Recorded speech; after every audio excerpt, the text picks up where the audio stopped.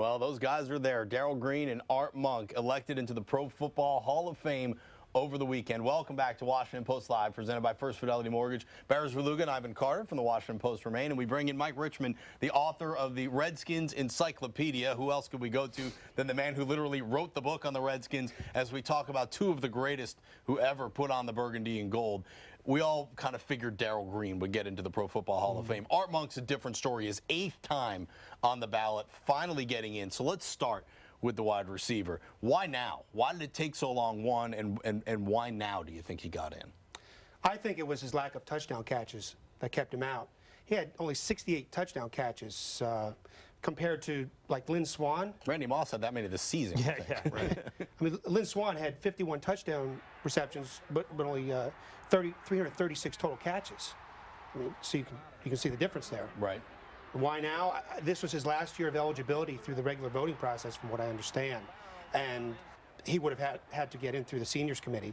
So, and as Peter King said prior to the selection day, it was time to right the wrongs of the past. So they felt this was the appropriate time. You know, and I saw it written, I think it was Don Banks from SI, but don't quote me on that. He said he's happy to see Art Monk finally get in because it shuts down the cottage industry in Washington of people who, you know, kept working on the Art Monk should be in the Hall of Fame. So the people who were bitching and moaning about it actually made something happen, maybe. Maybe they turned the tide for Art Monk. Well, I'm sure he had a lot of support.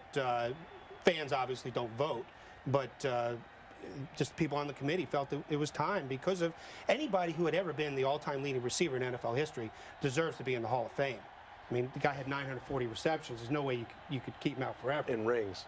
Big Rings. right. And he had rings. He had Super Bowl rings as well. He was on all of the Redskins Super Bowl winning teams, all the Redskins teams that appeared in the Super Bowl during that era. And one of the other things that's brought up about Art Monk is that he respectfully declined to talk with the media for much of his career. It just wasn't in his personality. I know you guys weren't in the room and you guys don't vote for the Hall of Fame, but as beat writers, does it weigh on you at all the way guys treat you in the locker room as to how you view them on the field or on the court? It shouldn't. Yeah, it shouldn't.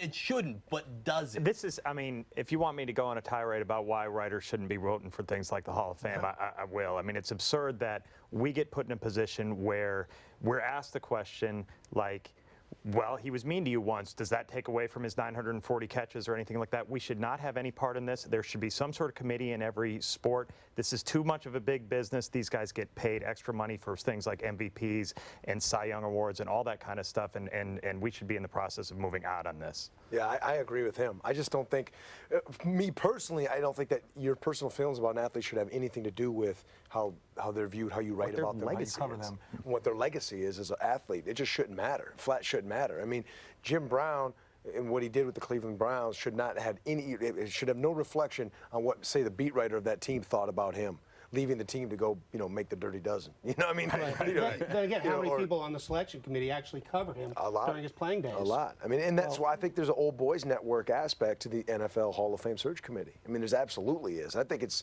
maybe not as bad as the baseball old boys network, but it's up there. And I think it's, I don't like the process personally. One thing about Monk, too, that comes out of this whole thing, whether he spoke to the media or not, you can see it in his acceptance speech. He's so understated.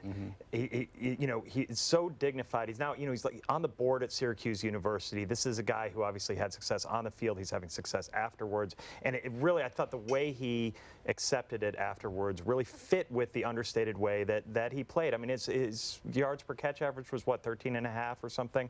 But he always made that catch. I thought the whole weekend kind of fit really nicely with his career. Yeah, and if Art Monk was understated, Darrell Green was completely open about how nervous he was, how big of a deal it was to him. He was blogging on WashingtonPost.com, talking about the Redskins head coaching search.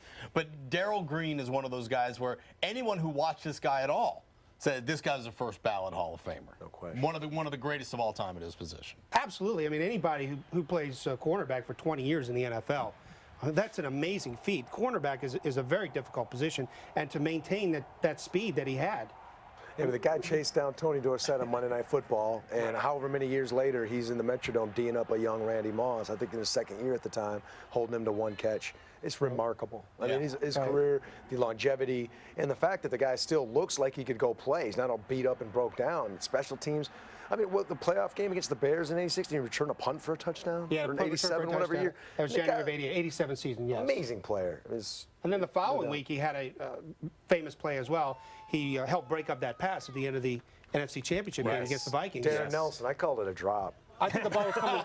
I think that ball was coming out anyway, but he distracted Nelson enough. Oh, yeah, he was there. To the point where It's not he dropped the bitter ball. or anything, but yeah, I remember that game. Also, that game, Anthony Carter was the hottest wide receiver in football in the playoffs that year. He put 220 on the Yes, on the Niners, Niners. put 180 on the New Orleans, and Darrell Green shut him down in that NFC Championship game. And amazing player. Amazing player. Right, and the Redskins knew that the Vikings were going to be coming at Green, and because he had the injured ribs from the punt return the week before, but he still shut down. Will we ever see a cornerback play 20 years in the league again? I mean, you can't keep up. You can't ask a cornerback to stay in that kind of physical condition and be fast enough to cover. It would only take a special kind of person like a Darrell Green to do that. And you know what? If there is one, they'll probably get into the Hall of Fame, too. Yeah, I would As guess. Darrell Green said, he ran a 4.2 at 42.